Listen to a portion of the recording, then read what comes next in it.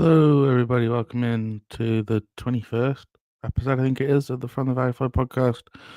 My name is Callum. I will be your host this evening, as always. I've forgotten to do my own intro, but the Addicts face a tough track, a tough assignment against Sheffield Wednesday at home.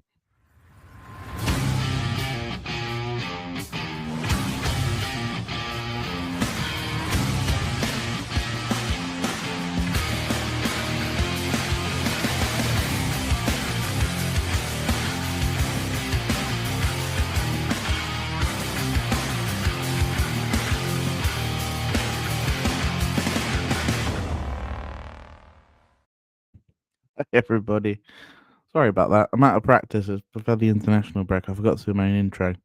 So still on the podcast, probably going, did he chop his own intro off? Welcome in. This is the 21st episode of the From the Verify podcast. It's a Sheffield Wednesday match preview. We have Ash from Wednesday Weekly. Will be hopping on, which is very exciting to talk about. Both sort of the off the field issues that have sort of plagued and continue to plague the Owls, and then also more anything else to focus on the actual football, on the actual game on Saturday. Welcome in. It's kind of a weird one. I always find these with the evening sort of podcasts. It's sort of people sort of dribble in as you kind of go.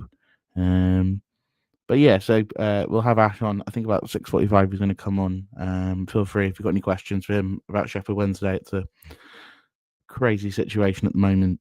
Please do feel free to drop those in the comments, and I'll make sure to ask him. He will be live. It's not a pre-record this evening. How you doing, Paul? Doing well. Yeah, right. So, hope everyone enjoyed the international break. We'll recover from a shaky start there. Hope everyone enjoyed the international break. For me, it was good just to get 10 days off from watching Charlton. Had to watch a really dreadful NFL game on Sunday. But other than that, it was a pretty good break. Nice to see England qualify for the World Cup. But that's always good. Although if they hadn't from that group, I think we all would have been slightly concerned. But yeah, all right. Let's talk Charlton. We haven't had any sort of injury news from any of the fixtures. I know Nathan's got his press conference tomorrow. We saw hi Sam, how you doing? We saw Amari Bell was called up for Jamaica, was on the bench for the game against Curacao last year, and so that was good to see.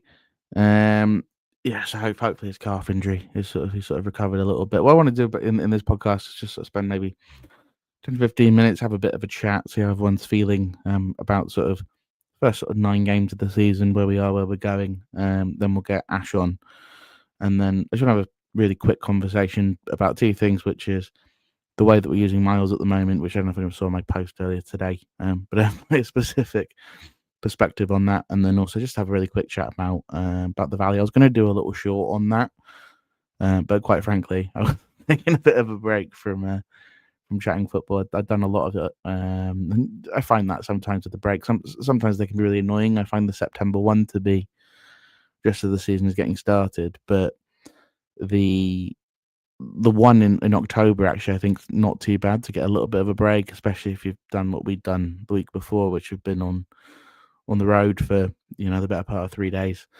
And we're gonna have another week like that next week. When we play Ipswich and Hull on back-to-back away games. So this game here, that's just, and I think it's really important. Someone left a comment, and I can't remember who it was now, so I apologise. Someone left a comment on someone left a comment on the podcast on last week, which was about Sheffield Wednesday saying that they're not gonna, they're not gonna roll over. It's not gonna be an easy game. I couldn't agree more. I think that you have to sort of approach these things. both sort of respectfully. They're a big club, Sheffield Wednesday. They're going through a really horrendous time off the pitch right now. We know how that feels. They've got a very young squad, but actually have some players that are genuine championship quality. I'm looking forward to asking Ash about players like Nathan Chalobah, Trevor Chalobah's brother. Jan Valery is a player I really like, thanks to a FIFA career mode I did a couple of years ago. And then they've still got Ugba up front, and they've got Harry Amass, who's on loan from Man United. And as Paul mentions here, and I will ask Ash about this, Paul, got young Ernie Weaver, is a young prospect they've got at the back. So they're sort of really reliant on young players, academy players. And from what I've seen, they're really spirited side. They went to Fratton Park and won.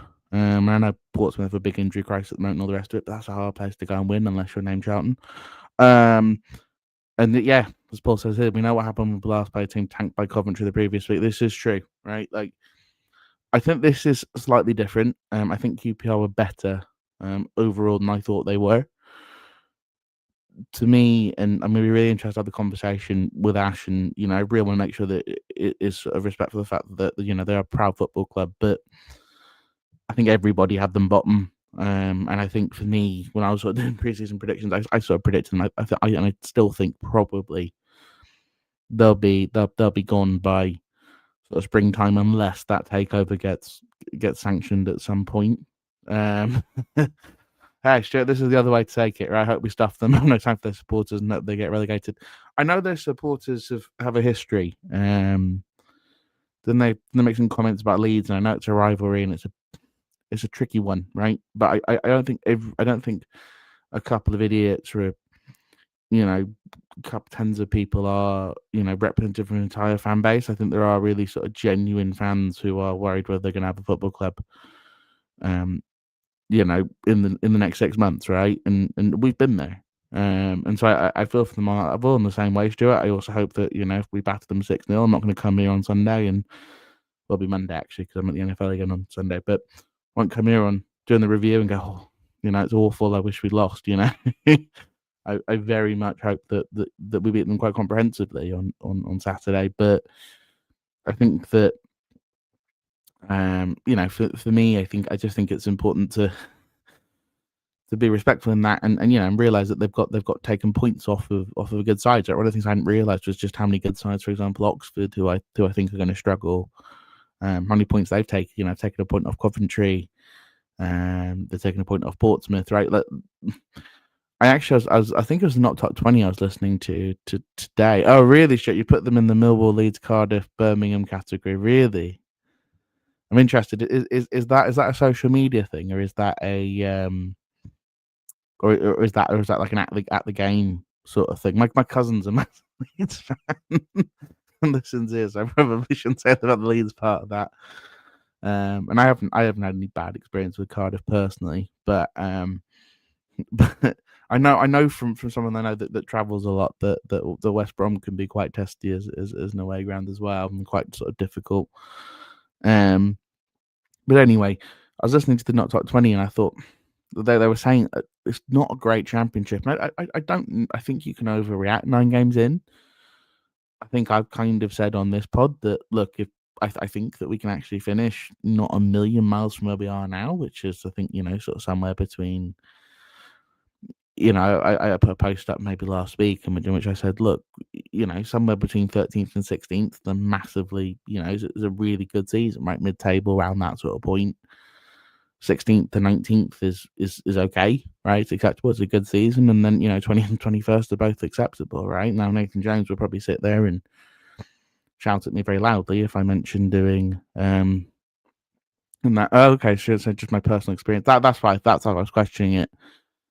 I think with I don't think you're wrong. I think away fans, some of them can, like any of us that go home and away. I go home and away myself, right? You sort of the diehard of the diehard, and I think that, and I don't mean that dismissively to those that don't go away. I've met loads of really diehard Charlton fans who just go home or go away every once in a while. But I think for those of us that go home and away every single week, there's there's like a physical and a financial toll that it takes on you. And I think that you're what's the way to say this without sounding sort of dismissive? Because I don't want to be dismissive of anybody who can go or can't go for whatever reason. But I think there's a level of commitment to doing that, and I think that's that sometimes that can actually bring out the worst in certain individuals, and especially sometimes you put two groups together or different things, and it can it can sort of spiral a little bit. So I haven't seen that. I know that there's been some comments. I think there were some comments about Leeds. Ash is about to come on. Bring him on in just a second, mate. But he's just come on. Just come on black screen. So I think I'll give him the 5 minutes and then I'll bring him on. But yeah, I was listening to the Not Top 20 and they were sort of saying that I don't think it's a great championship this year. And actually, I kind of agree. I think that we're better, maybe slightly than I thought we were going to be, in terms of performances. But I don't think that it's a championship where you just don't have a Burnley and a Leeds in it right at the moment, who are just going to run away with it. So I think that whilst I think that Coventry will probably win the division, win the division probably pretty comfortably. I think sort of beyond that, I think it genuinely is a bit of a crapshoot for who ends up kind of where. And for me, in the sort of scattergun finishes, as long as we're 20th or above, I'll be happy. And if we can end up somewhere sort of lower mid-table, I'd be more than happy with that. All right, with that, I'm going to bring Ash from the Wednesday Weekly onto the podcast now. How you doing, Ash? How you doing this evening? Oh, I can't hear you. Oh. I think you're muted. Won't unmute. Oh, there we go. There we go. How are we doing? Okay. Apologies for that. I'm all right, thank you very much. I'm all right. As a Sheffield Wednesday fan, yeah, I'm not too bad, mate. That's relative at the moment, isn't it? Do you enjoy at least having a couple of days away? Yes, mate. It's it's not really any time away. Sheffield Wednesday is always in the news for something or other. So yeah, it's good to be away from the football after last time's outing at home. But we're back at it on Saturday. Yeah, I mean, I think I would have kind of split this into two parts. With Sheffield Wednesday, you just can't get away from talking about the off-field issues. And I'm sure when you've been asked to go on other things, everybody goes, tell me about chance here. But I also really actually, on this, I really want to focus on the actual football bit of it, because I think that actually, I was saying it sort of in the intro, that you have a number of players that I actually really quite like. And with everything that's sort of going on, some of them I'm surprised have actually stayed. The ones where the ones where they could have sort of terminated their contracts and gone somewhere else and actually decided not to stay. Although there won't be a word in which I ever like Barry Bannon because I'm a self-respecting Charlton fan. But shall we start and get the with Paul's on here saying good to see Ash. TW is a great pod. This is true. Please do go listen to the Wednesday Week. I was actually listening to the Q&A from yesterday. Great. It's genuinely. My dad's a Yorkshireman. I went to uni in Yorkshire. There's a way to sort of like suffer with a smile and laugh whilst doing it. There's a real sort of like dark humour to it, but it's great. It's a great podcast. Yeah, thank you very much. Yeah, you've got to. I mean, international break is good for us just to have a bit of a rethink, get something different out on the pod. So we do Q&A quite a lot. So it's good to get people who watch ask us silly questions or anything that they want to know, or like, I don't know, does ketchup belong in the fridge or cupboard type of thing. That's the sort of thing we get on our podcast. But yeah, thanks Paul for the thing. Yeah, we try our best. Shall we sort of rip the Band-Aid off, as the Americans would say, and we'll start with the off-field stuff, and then we'll move on to more of the on the field sort of football stuff, which is where are we with Chancery? I'm sure listeners have kind of heard things sort of through the grapevine, what's going on, but where are we? Where are we with this? Is there any hope of him selling up at some point? I think the first question is, where is Chancery? Not where are we with him? Uncharacteristically statistically that he's been very, very quiet. Over the years, he's been a fan of putting statements out for all sorts and trying to be in the limelight. But obviously now things are coming up on him. The EFL, the Independent Football Regulator, the fans, everyone's coming in. He's remained very, very quiet. So at the minute, honestly, we don't know where we are with him. That's the truth. We know he's running out of money very quick. We can see that by his late paid the wages to staff and players 5 out of the last 7 months. He's failing to pay his HMRC bills. We're in a transfer embargo till 2027. So you mean we've got 5 embargoes listed on the EFL website. I will get some positives at some turn. When we talk about the players, that's the positive side of Sheffield Wednesday at the minute, because everything off field, unfortunately, is a bit of a circus, to be honest. We have great supporters groups that are doing all they can to help speed along our owner's exit from the club, because that's how we feel now, that there is no going back for the owner. The way he's treated players, staff, and even supporters, it has got to the point of that we are just waiting for him to sell up, or if that's not looking likely, that the Independent Football Regulator that's coming in can grit their teeth and use the powers that they can to try and speed up his exit from Sheffield Wednesday. I guess that's sort of, yeah. I mean, I've got a thing where Paul's actually mentioned again, he's talking about Chris Powell's recent comments, which is a connection between Sheffield Wednesday and Charlton, which is obviously, I think both clubs absolutely love the bloke. The way he was sort of saying, look, I wanted to stay and I couldn't, right? There's no way that he could. I think that there's a couple of sort of strands that come out of that for me, which is in terms of boycotts as a club that has thrown beach balls onto pitches and gone on marches in our owner's hometown and all the rest of it. You know, we do sort of genuinely understand the sort of predicament. We genuinely have been there. You know, I think you're probably also in the same horrible situation where the owner owns the ground, which leaves you in a, you know, even for a takeover. I guess the first thing would be, if you are taken over, would those embargoes be lifted? You know, I know there was talk about John Textor, and I think that's fallen apart now. But if there was a takeover, I think the EFL historically has just sort of lifted most embargoes as long as the person coming in proves they have funds. But I guess the question is that, and I don't mean this to be disrespectful, in terms of if by some miracle you don't go down with the squad you have, firstly, your manager would deserve a knighthood. And then following that, the question would but beyond that, it would be, would you be financially viable back in the third tier?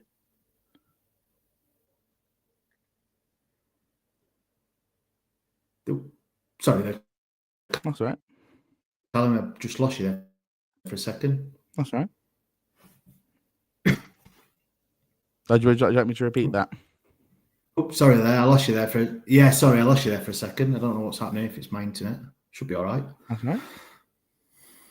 Yeah, would you like me to repeat the question? Yeah, please. Yeah. Yeah. Sorry about that. So I guess it's two-parted. I guess the first bit is, if I guess I'll shorten it. If you were to go down this year, which as I say, barring some sort of miracle, I think almost everybody should go down, including most of your own fans, if not all of them. Will you be financially viable in League One? And I guess the other question would be, if somebody does take you over, I would assume the EFL would lift some of those embargoes, because if I'm an owner coming in, I'm saying I can't spend any money until 2027, but I'm going to spend however much Chancery values the club at, which is some stupidly overinflated price. If I can't spend any money, what would be the point?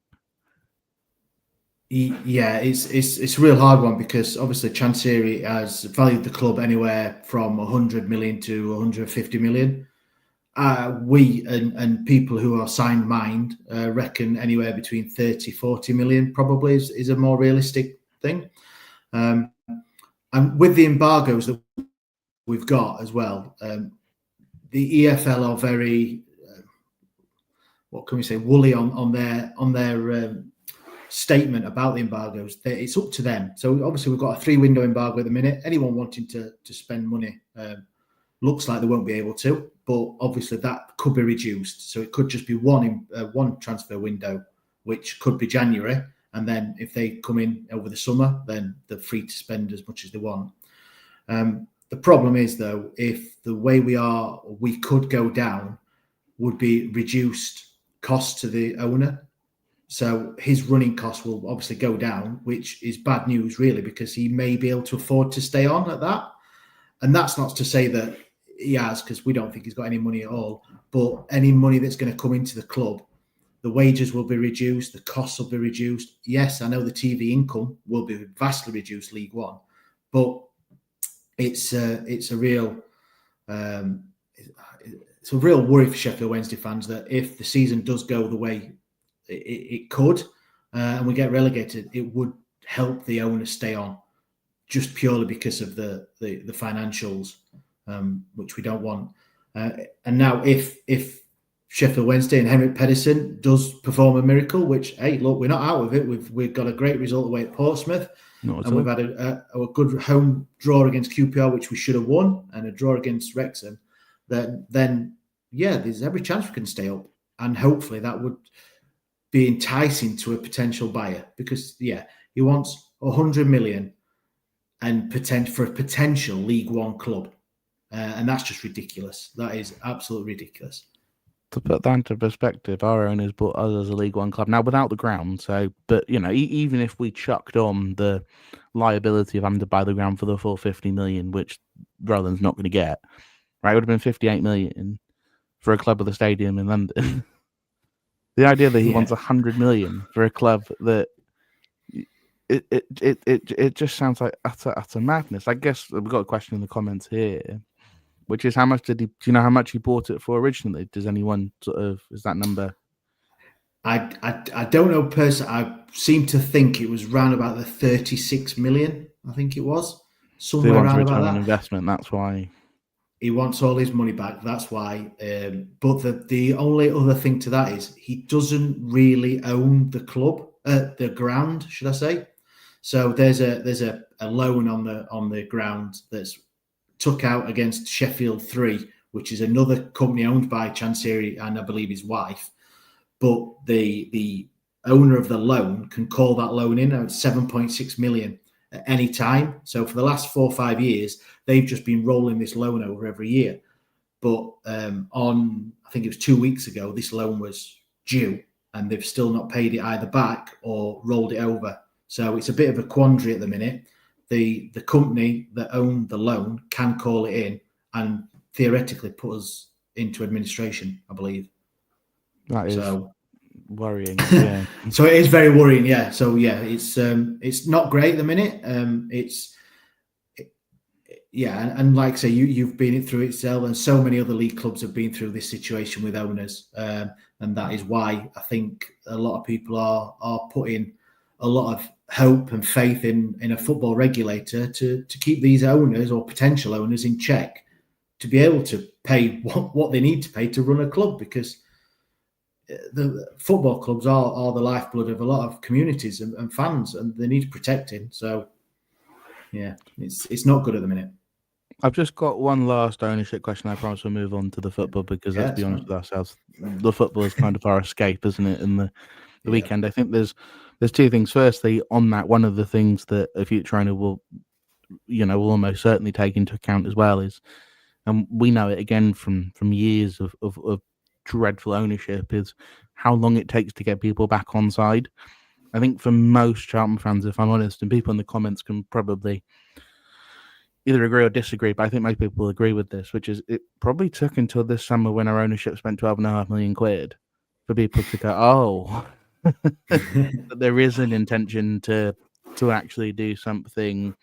And I think you've kind of seen as it's got, the manager's on a decent lack of change. They've sort of got that sorted. They've kind of created an atmosphere and a culture which is, just isn't anything beyond toxic for Charlton. I think was a step forward after the Sangard years, which a lot really isn't Sangard's fault, but it's all sideshow. But that's one of the things to take. That's just how long it's going to take, I think, to get people back into the ground. I guess the real question, the last question about ownership, was this Venice trip that I saw, which just seemed to be some sort of like really macabre sort of almost two fingers up at it was it his children that went to Venice? A man that supposedly has no money. I mean, here we go. People are agreeing, fully on board with the current owners now, but it's taken a long time. It is, and we at the podcast, we do not speak for Sheffield Wednesday fans. We can't say that the majority of people or majority of fans how they think and act and stuff. But I think it is one of the things in the last few years that has really galvanised the fans and got them on the same footing, as in they want the owner out. 99.9%, and I don't know where I'll find the 0.1% from, want the owner out. And then his family? You're not. Maybe. In fact, probably some of his family want him out, want him to go home to Thailand and run their business, maybe, or something. But I don't know. But over the summer, we had it that he didn't pay the staff, he didn't pay the players. But then on social media, and I know the money's going to be different. It'll probably be his own personal or his family's money or something. But to see his family enjoying the high life in Venice and eating at nice London restaurants on social media, it does fan the flames of the fans that are really, really angry as well as towards him and his family. You see that and you look and go, well, look, he's not paid Betty the tea lady. Do you know what I mean? And then him and his family are out living the high life. And you just look at that and think, come on, even if you are doing that, you just say to your family, don't put things on social media. You can see what trouble I'm in at Sheffield Wednesday, not paying people. So that is on the thing of getting fans back to the ground. I would 100% say that as soon as he leaves, either if he's forced to leave or sells up, then the attendances at Hillsborough will shoot up. There will be people buying things in the ground. I would imagine. I mean, if the home shirt and the away shirt were nicer shirts, I'd say they'd probably sell out in the first week of him. Because people aren't buying the shirt at the minute. They're not spending a penny in the ground. They're not buying burgers, pints, or anything to try and force him out. So when he does sell or when he does get forced out, then I don't think it'll be a problem for Wednesdayites to return to Hillsborough. They love the football. They love the team, just same as any other supporter. And so if any way of supporting a new owner or a consortium or whoever it may be come in, then I think they'll be right behind it from minute one, because honestly, it can't get any worse than what it is now at the minute. So Sam's just asked one last question. Well, the old Mick McCarthy meme there, weren't it? Because Sam's asking, can't the players and staff walk out? Didn't some of the players do that? Sorry, in the summer, so we've got Michael Smith and Michael Smith, Josh Windass. If you don't get paid your wages 2 months on the trot, you can give your notice, which they did. And fair play to them. It's a job. I know a lot of players love clubs, but they've got to feed the families. They've got to look after themselves. So they did that. Staff-wise, it's hard. There's a lot of Wednesday fans that work at Hillsborough. There's a lot speaking to them. They're in a real hard place because they love the club. I'm sure they don't like their boss, but they love the club and they love what they do, the job. Speaking to something like the mega store and the turnstile operatives and all that sort of thing, is they want to be at work, they want to be at the club, they want to help the club on a match day. Because if theoretically, if the staff don't turn up, the game will get called off because you need the staff. I'm not saying the mega store, but all stewards and safety people and all that good stuff. It's them that is really hitting home because of payments. So it's a sad situation, but hopefully it'll get sorted soon.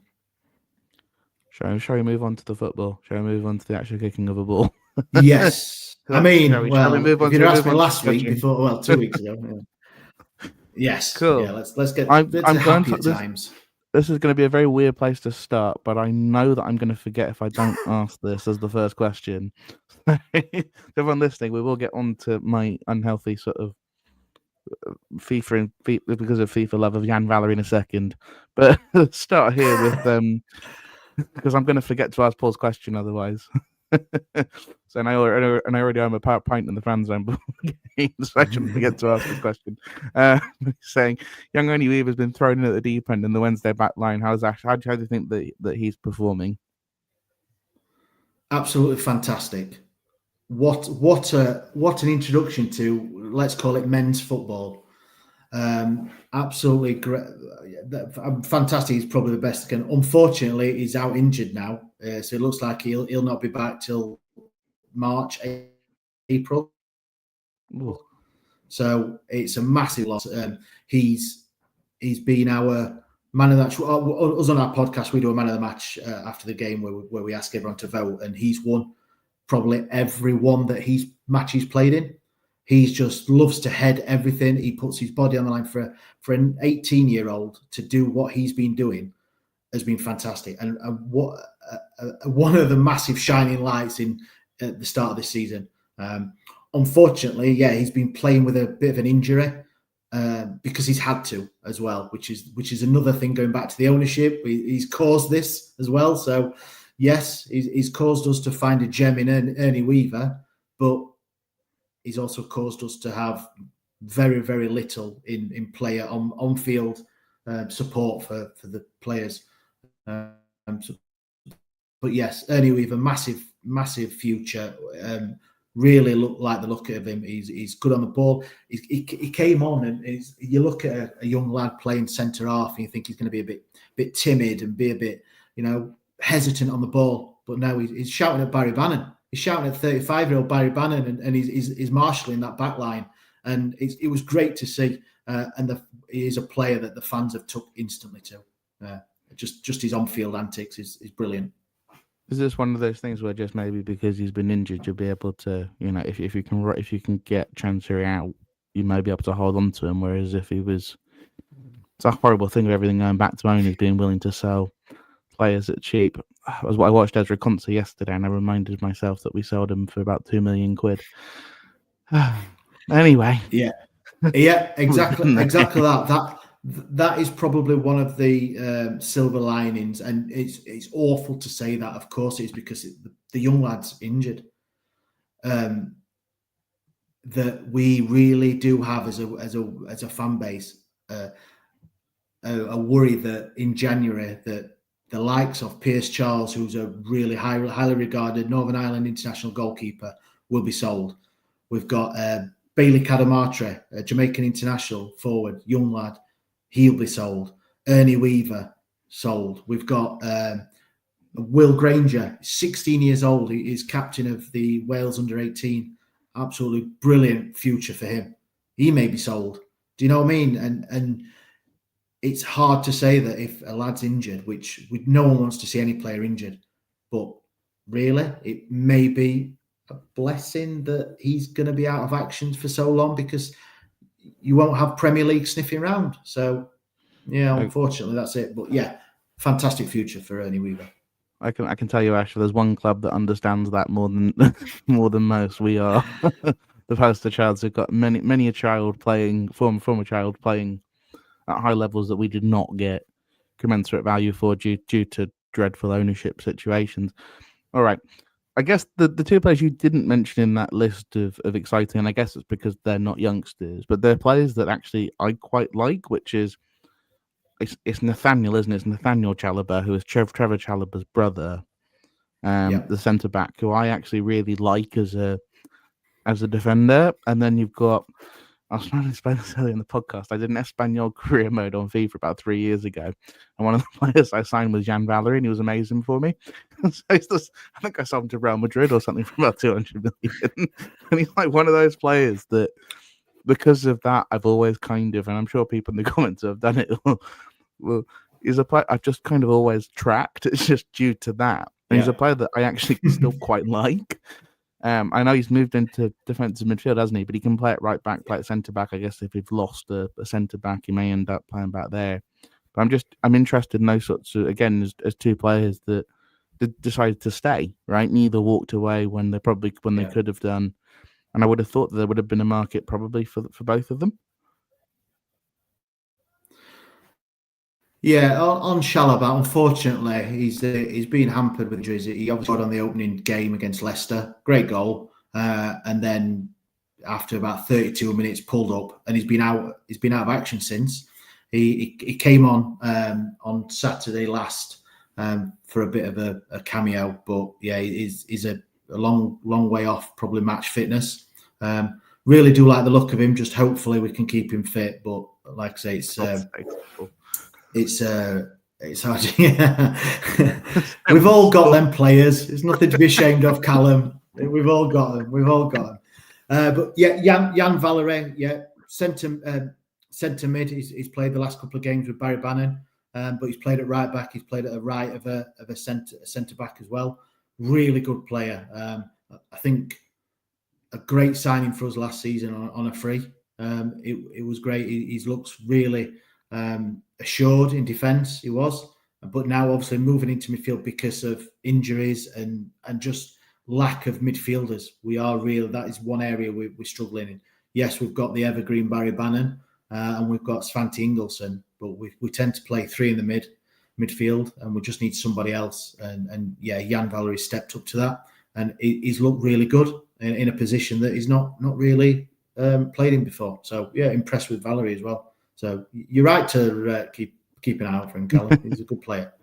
You know your players. And I'm sure I'm right here. This is sort of my wild card because a player that I liked, that I liked previously, but I know sort of how I credit it. You still have Ugbo, don't you? Yes, we still have EK Ugbo. There we go. Okay. This again, so I think we're going to talk about my love of build-up yes, play. What do you do with a problem like Ugbo? I hope everyone realizes. When I say I like Ugbo, there was a dripping sarcasm. We got Ike Ugbo last season on loan. Absolutely fantastic. Scored 7 goals from January for us. Massive part of keeping us up.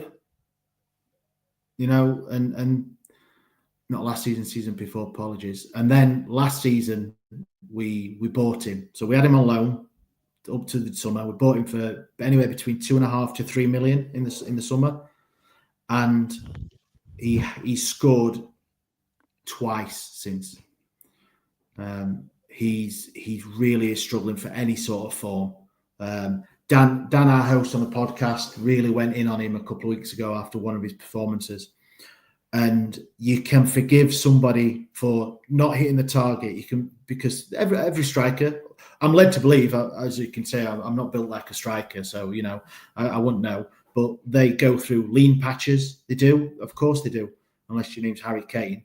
But he just, the way he's playing, he just does not look like he wants to be on the football pitch. He doesn't jump. He doesn't challenge. He doesn't press any sort of thing. So he's really going through it. And I think it shows you that he's sat on the bench when we've got an 18-year-old and a 20-year-old leading the line. So we've got 2 strikers that are under 21 that are starting ahead of him. He's just not. He needs to find something. One needs to go in off his bum. He needs to hit one square in the face and go in the top corner. He needs something, because the poor guy at the minute is really just not anywhere near championship level of a striker, which is hard for us because we need every player. Yeah, I mean, our forward line has 1 goal, which was a 90th minute winner at Bramall Lane, which I'm sure that you will appreciate it. Oh, yeah, I like that. That'll be good, yeah. I've got one last question for you. 2 last questions, actually. One is from me, which is about this podcast's favorite topic, which is goalkeepers. I get myself into hot water over goalkeepers most weeks, which is Ethan. Is Pierce Charles back yet, or are we going to see the former Cardiff number one Ethan Horvath? Unfortunately, Pierce Charles is not back. Yeah, it is Ethan Horvath, Cardiff City's third choice goalkeeper that we've got in on loan, emergency loan. So yeah, obviously we are very lacking in that position again. Obviously, Pierce Charles out injured, and Horvath, who has been very hot and cold. I'd say even probably not even hot, lukewarm. He had an outstanding game in the Carabao Cup against Leeds United when we beat him on penalties.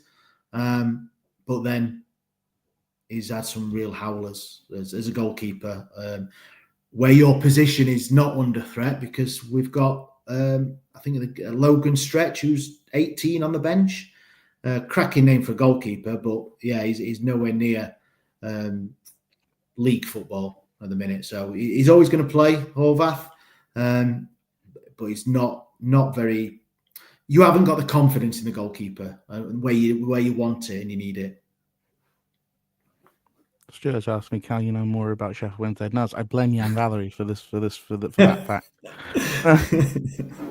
And I guess this is the last question we have for you, because I know I've kept you slightly over time. Thank you so much for taking the time, Ash. But it's just Tommy asking, do you think you're actually better away from home? I guess this is probably in reference to the win at Fratton. Yeah, we are. If you look at the results, we are. There's this thing with Sheffield Wednesday fans is obviously the home thing. There's a lot of fans boycotting. The atmosphere at Sheffield Wednesday is toxic towards the owner. There is boycotts. There's singing. There's chanting. There's just not a nice place to be. S6. Whereas you go to an away game and there's still the chanting for the owner out and everything, but you have got like a 2,000 to 3,000 fans that are there for the players.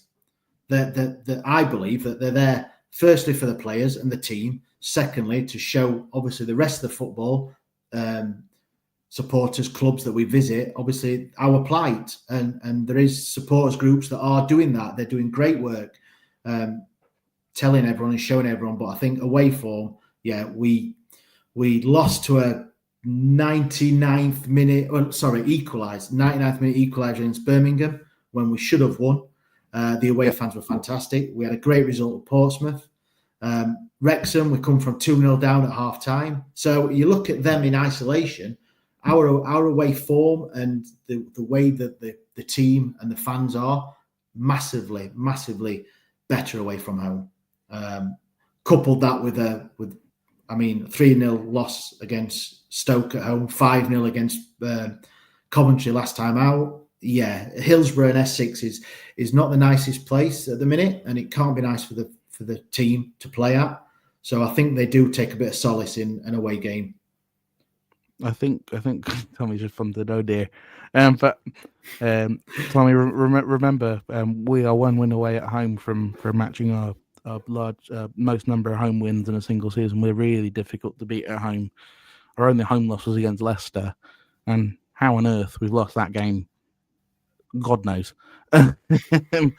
But yeah, thank you so much for coming on, Ash. I really appreciate it. As I said, Wednesday Weekly is genuinely one of the best, if not the best, EFL podcast in terms of, even if you're not a Sheffield Wednesday fan, it's somehow both absolutely hilarious. Yeah. No, I mean it. It'll make me blush. I've had a lot of podcasts on. I think it may be the Yorkshire humour, if I'm honest. It reminds me of Chan to my dad. but genuinely, if anyone listening, definitely go give it a listen. It's absolutely fantastic. Hopefully, go give it a listen after we beat Sheffield Wednesday on Saturday afternoon.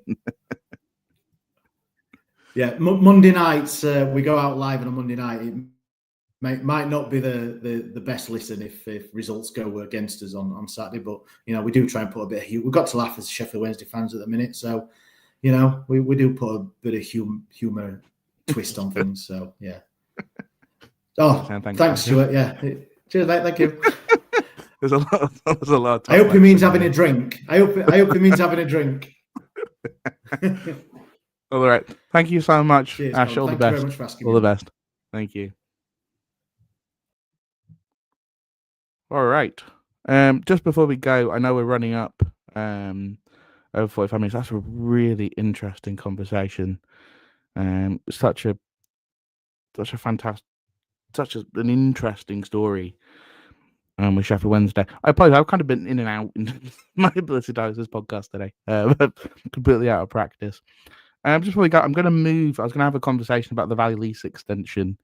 But as it's a Wednesday night and we're at 7:15, I think I'm going to save everybody a bit of business talk, and we can do it after the game on Saturday in the post match. I just want to have a really quick conversation about the way that we're using Miles. We're sort of discussing strikers there. And at the moment, there's only one thing that we discuss at Charlton, which is the fact that our strikers aren't scoring. And I think it was Plenty of Shots who put out on Twitter. He put a thing which was Miles' goal against Peterborough, where Carney makes a really nice first touch, gets it, lovely cross, and Lieburn's kind of on the back shoulder of the centre back and knocks it in. And it was making me think about the fact that we don't actually really do that for him anymore. There was the one chance against Preston North End which came across the box, and I think if you ask Miles, probably gone, I should have done better with that. But other than that, we seem to play him as a target man. And I know he's a big lad, and actually the stats show that he wins most things in the air. But he doesn't have a great leap on him, and he's not actually the strongest striker in the world. Tommy sent you put a comment earlier saying we could pick any of our strikers, and he said Carl for Miles. But the thing for me is that if you play him as a target man, he can do the job, and I think he has done the job. I actually think and I've said this before, of the 4 strikers that we've used, I actually think he's been the most consistent. That doesn't mean that consistent means lots of goals, because he hasn't scored, and that doesn't mean that he's been world class or anything, because I don't think he has been. But I don't think any of them have been. I'm going to maybe sort of take Oluwafe out of it a little bit, because I just don't think he's had the same opportunities. But if I compare Tyrese, who I know is doing a very tactical role, Miles and Charlie, Miles I think has had the most impact on games when he's played. In terms of in that final third, I think Tyrese sort of, other than the Preston game, has been sort of improving on that. And actually, I think Charlie's been improving on that as well. And we can't take away the touch against Derby either. But I think that, so I've got Stuart here, and I think I was about to come to exactly this point, Stuart, which is the problem as I see it, is that Nathan's adamant on playing TC and Callum. There has to be a time when he changes it. So it's the gas last season. Yeah, I mean, he has played Miles and TC together. He did at QPR. It didn't really work. And I think that was off the back of, it must have been Leicester, where they both played really well together. I actually thought Miles and Tanto worked really well in that second half against Blackburn. I thought they were really, really dangerous. And I actually think that things were caused when they came on against Preston, less so against Derby. But I think at that point, Derby kind of had basically brought 2 lumps on in midfield and were pretty dominant in the midfield area. And even then, we had a couple of counters and a slice chance from Harvey Nibbs to win it. I wondered too, actually, when you're talking about saying that it should be Lee Redding, Callum start from Tommy and Tanto after 60 minutes just need to switch. Yeah, I don't think Tyrese and Tanto, sorry. I don't think you're necessarily wrong. I'd be really interested actually to see, and the one thing I haven't seen too much of is Carey and behind Lee Burn saying Callum in the front line.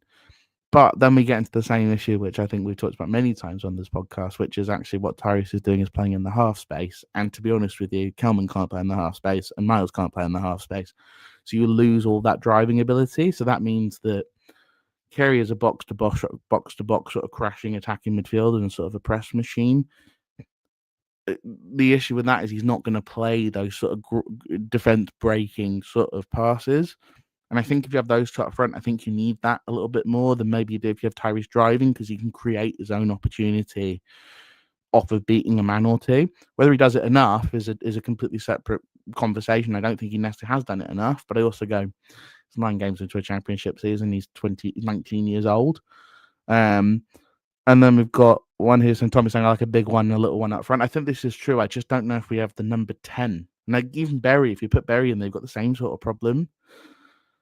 And I think that, and I think actually last season there were times when we really struggled with that. I think Gilbert came in to try and solve that problem and didn't really, although I liked Gilbert and thought he brought other things. amazed me to see that he was playing for Middlesbrough's under-21s last weekend because he just can't get a game. How Tom McIntyre's got himself alone and Alex Gilbert was unable to blows my mind. But he didn't really play those balls as much as he should have done. So if you're going to play that sort of front two, if you're not going to have the driver, I think you need the passer. And I just don't know if we have that passer at the moment. So I'm sure we will stumble on a combination up front. Yeah, I think we will. And I think it's really hard also. You've got a guy who scored, 24 goals last year in all competitions who's currently injured. And that hopefully will help a little bit. Whether he'll start every week, I think is a little bit of a different question.